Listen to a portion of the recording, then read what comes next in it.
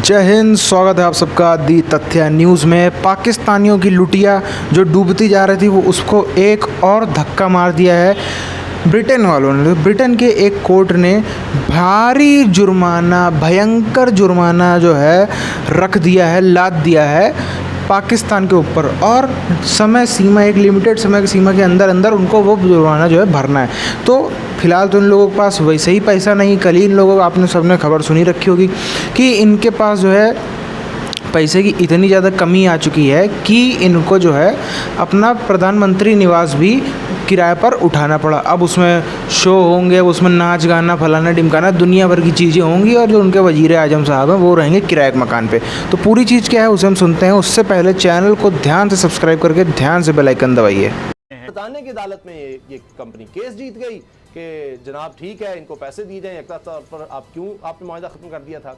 अब पाकिस्तान भुगत रहा है 2 करोड़ 20 लाख डॉलर जुर्माना पहले हुआ, अब जनाब मजीद 12 लाख डॉलर अब फिर देना है। तो बाबर डोगर साहब, इसका मतलब ये है कि फिर पाकिस्तान करप्शन के पीछे ना जाया करे।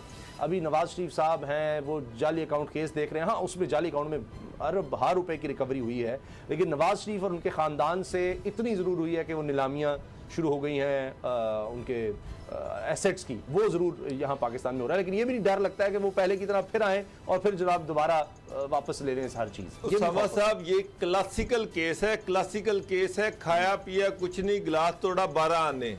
यानी कि आप उससे एग्रीमेंट करते हैं कि वो नवाज शरीफ के एसेट्स जो है, जो करप्शन का पैसा जो बाहर गया है, उसको आइडेंटिफाई करेंगे और वो जो पैसा रिकवर होगा उसमें से 20% ब्रॉडशीट को मिलेगा।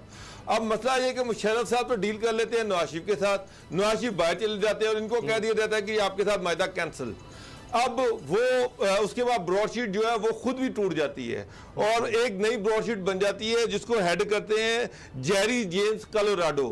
वो जनाब क्लेम लेके पहुंच जाते हैं कि जनाब आपने मेरा पैसा देना है, ये हमने आइडेंटिफाई की थी करप्शन, हमें कुछ मिला नहीं है उस पर। तो जीवे इमरान खान। तो साथियों, जैसा कि आप सबने सुना, ब्रिटेन हाई कोर्ट ने भयंकर जुर्माना जो है उसका थप्पड़ मार दिया है पाकिस्तान के मुंह पे।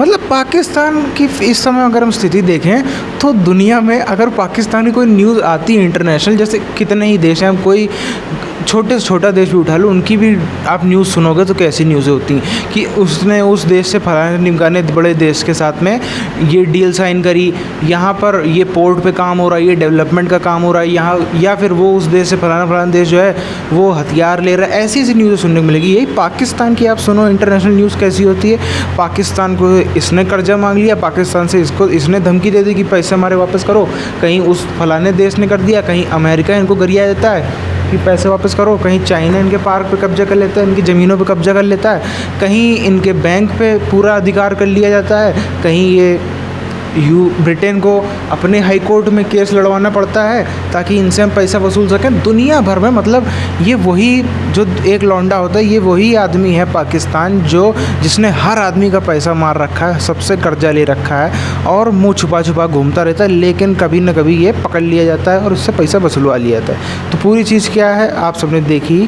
फिलहाल इस वीडियो को हम सब यहीं पर ख़त्म करते हैं। आप चैनल को सब्सक्राइब करके बेल आइकन दबा लें। और एक चीज़ और, इसी यहीं पर ये बेचने का सिलसिला जो है नया नहीं है। शुरुआत हुई गाड़ियाँ बेचने से, इमरान खान ने और उसकी सरकार वालों ने गाड़ियाँ बेची, फिर जो है चाय पानी समोसा वमोसा उसका खर्चा जो था उसको कैंसिल कर दिया गया, फिर रहे समय में गधे बेचने लगे, भैंसें बेचने लगे, अब जो है प्रधानमंत्री खुद ही बेघर हो गए हैं। आने वाले समय में शायद हमें सुनने को मिले लाहौर बेच दिया, कराची बेच दिया, इस्लामाबाद बेच दिया, रावलपिंडी बेच दिया, ये भी सुनने को मिले तो कोई बहुत बड़ी बात नहीं होगी। फ़िलहाल हम फिर से इस वीडियो को ख़त्म करते हैं।